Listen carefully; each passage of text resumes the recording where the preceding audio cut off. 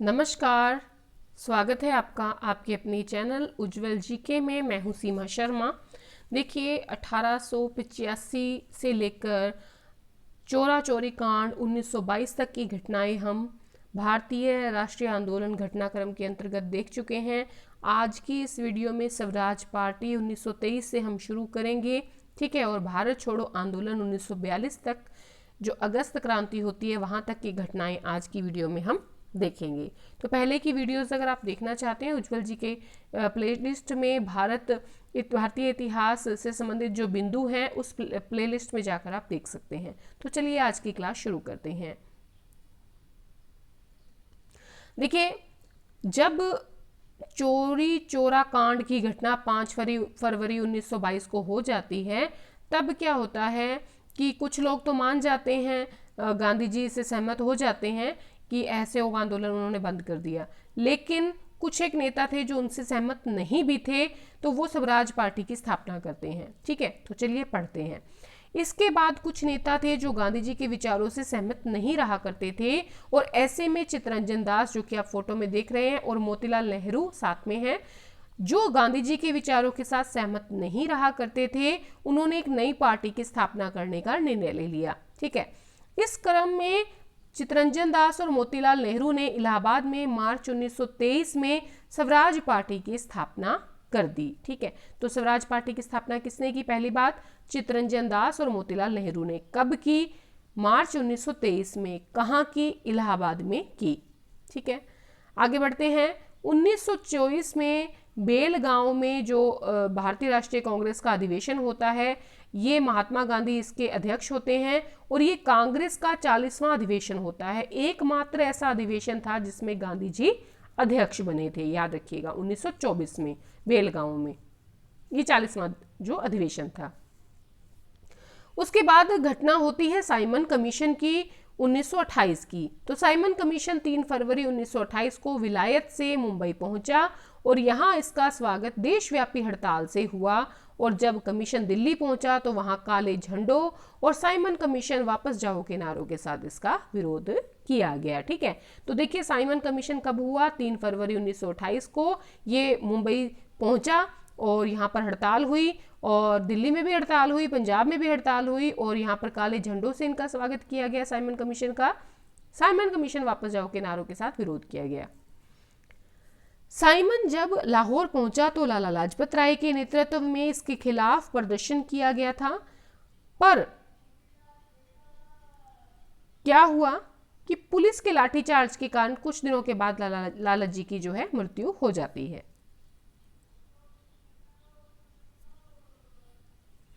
फिर 1929 का लाहौर अधिवेशन होता है।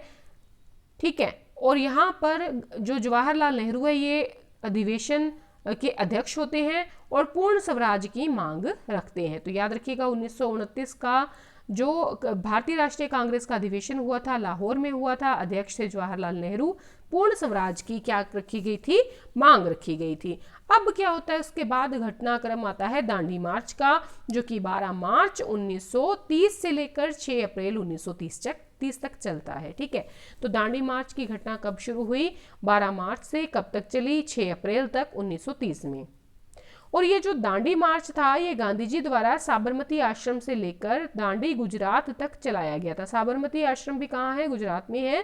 तो साबरमती आश्रम से लेकर दांडी गुजरात तक ये जो दांडी मार्च था ये चलाया गया था, और इसमें गांधी जी के साथ भारत के अलग अलग क्षेत्रों से कुल 78 सहयोगियों ने भाग लिया था। और इसकी जो दूरी थी साबरमती आश्रम से लेकर दांडी गुजरात तक की, वो थी 241 मील की। ठीक है, 241 मील की। नेक्स्ट है ये सम्मेलन 12 नवंबर 1930 से लेकर 19 जनवरी। अब ये कौन सा सम्मेलन की बात हो रही है? ये हो रही है प्रथम गोलमेज सम्मेलन की। प्रथम गोलमेज सम्मेलन जो हुआ 12 नवंबर 1930 से शुरू हुआ, 19 जनवरी 1931 तक चला। ठीक है, 12 नवंबर 1930 से पहला गोलमेज सम्मेलन शुरू हुआ, 19 जनवरी 1931 तक चला। ये सम्मेलन प्रथम गोलमेज सम्मेलन सेंट जेम्स पैलेस लंदन में आयोजित हुआ। ये साइड में आपको पिक्चर दिख रही है, यहाँ पर ये है सेंट जेम्स पैलेस जो कि लंदन में है। यहाँ पर ये पहला जो गोलमेज सम्मेलन था ये आयोजित किया गया 12 नवंबर 1930 से। ठीक है, इसमें क्या है महत्वपूर्ण जो व्यक्ति थे वो थे ब्रिटिश सम्राट जॉर्ज पंचम, ब्रिटिश प्रधानमंत्री रैमजे मैकडोनाल्ड, फोटो देख लीजिए आप, और governor general Lord Irwin, Bharat के गवर्नर जनरल लॉर्ड इरविन इसमें शामिल हुए। इस सम्मेलन में कुल 89 प्रतिनिधियों ने भाग लिया। ठीक है, कितने प्रतिनिधियों ने भाग लिया? 89 प्रतिनिधियों ने भाग लिया। ब्रिटिश राजनीतिक दलों के 16 प्रतिनिधि, देसी रियासतों के 16 प्रतिनिधि, ब्रिटिश भारत के 57 राजनीतिक नेता।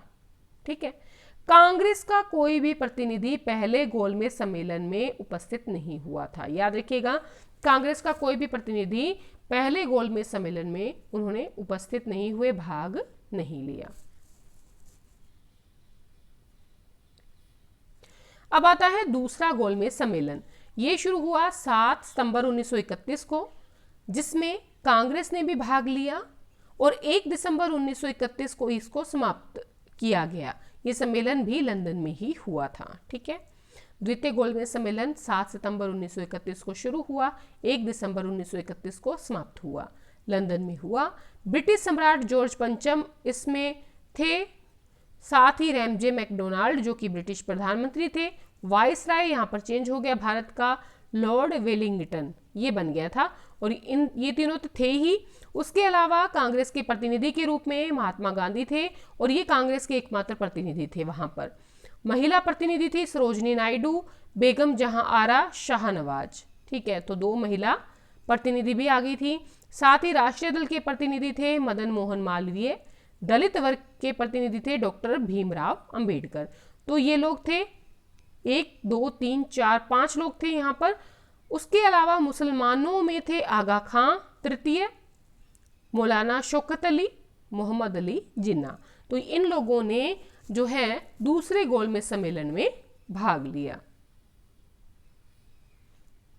पूना पैक्ट की घटना होती है 26 सितंबर 1932 को। ठीक है, गांधी जी दलितों के लिए पृथक निर्वाचक मंडल बनाए जाने से बहुत दुखी हुए, और ये मांग रखी थी उन्होंने भीमराव अंबेडकर ने वहां पर गोलमेज सम्मेलन में।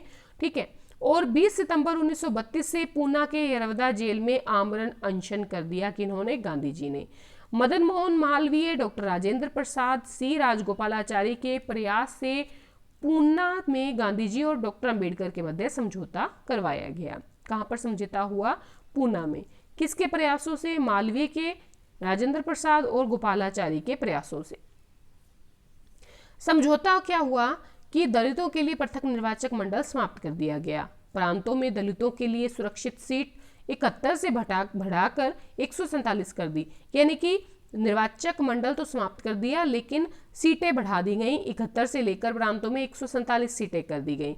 इस समझौते पर गांधी जी और अंबेडकर के हस्ताक्षर हुए। ये था पूना पैक्ट 26 सितंबर 1932 का। उसके बाद दूसरा गोलमेज सम्मेलन जो है वो विफल होने के बाद तीसरा गोलमेज सम्मेलन आयोजित होता है 17 नवंबर 1932 से, और चलता कब तक है?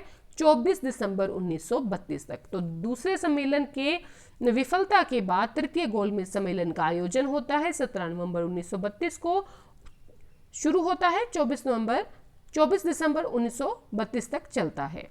कहां पर? लंदन में। ये तीसरा गोलमेज सम्मेलन था, और इसमें जो प्रतिनिधि थे उसमें ब्रिटिश सम्राट जॉर्ज प्रथम थे, उसके अलावा ब्रिटिश प्रधानमंत्री रैमजे मैकडोनाल्ड थे, वाइसराय लॉर्ड वेलिंगटन जो दूसरे में भी था वही तीसरे में था। इसमें कांग्रेस ने भाग नहीं लिया। इंग्लैंड की लेबर पार्टी ने भी भाग नहीं लिया। मोहम्मद अली जिन्ना को भी आमंत्रित नहीं किया गया। ठीक है, ये था तीसरा गोलमेज सम्मेलन। अब कुछ घटनाएं होती हैं। 1935 में भारत सरकार अधिनियम आता है। 1935 ब्रिटिश संसद द्वारा 1935 में पारित किया गया और 1937 में लागू हुआ भारत सरकार अधिनियम। ठीक है, कब लागू हुआ? 1937 में। ये लॉर्ड लिनलिथिगो के नेतृत्व वाली संयुक्त चयन समिति की रिपोर्ट पर आधारित था। ठीक है, अब 1939 में क्या होता है? दूसरा विश्व युद्ध शुरू हो जाता है। पहला विश्व युद्ध कब हुआ? 1914 से 1918 तक। अभी दूसरा 1939 में। द्वितीय विश्व युद्ध 1 सितंबर 1939 से 2 सितंबर 1945 तक इतना लंबा चला। ठीक है, 1 सितंबर से शुरू हुआ, 1939 से 2 सितंबर 1945 तक चला।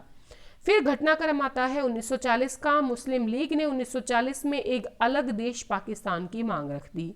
ठीक है, 1942 में क्रिप्स मिशन भारत में आता है 1942 में, और स्टेफोर्ड क्रिप्स ब्रिटेन में विंस्टन चर्चिल की गठबंधन सरकार में क्या थे, श्रम मंत्री थे। याद रखिएगा, जो क्रिप्स थे वो चर्चिल की गठबंधन सरकार में श्रम मंत्री थे। ये भारत आते हैं 1942 में। 22 मार्च से 11 अप्रैल 1942 तक भारत में रहते हैं। ठीक है, ये जो मिशन आया था, अकेला ये मिशन क्रिप्स नहीं आया था, इसके अलावा भी सदस्य थे। तो क्रिप्स मिशन आता है 22 मार्च से 11 अप्रैल 1942 तक भारत में रहता है।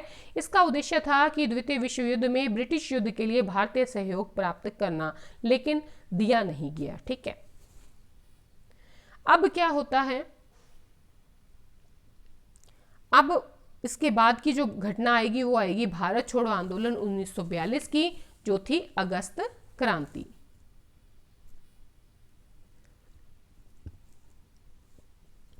अगस्त क्रांति यानी कि भारत छोड़ो आंदोलन 1942, इस आंदोलन को अगस्त क्रांति के नाम से संबोधित किया गया। इसके बाद अंग्रेजों द्वारा ऑपरेशन जीरो आवर चलाया गया, जिसके तहत गांधी जी सहित लगभग सारे बड़े नेताओं की गिरफ्तारी की गई। ठीक है, अगस्त महीने में 1942 में गांधी जी को अंग्रेजों द्वारा गिरफ्तार करके आगा खां पैलेस में कैद कर दिया गया, और अंग्रेजों की ओर से पूरी कोशिश इस आंदोलन को दबाने की रही। लेकिन इस आंदोलन की दूसरी पंक्ति के नेताओं ने अलग अलग क्षेत्रों में आंदोलन जारी रखा। इसके साथ साथ लोगों ने भी इस आंदोलन में खूब सहयोग किया, और ये आंदोलन भारत के अंतिम सबसे बड़ी स्वतंत्रता संग्राम की लड़ाई में से एक बना। कौन सा? भारत छोड़ो आंदोलन 1942। तो आज की क्लास में इतना ही, आगे 1942 के बाद की घटनाएं देखेंगे।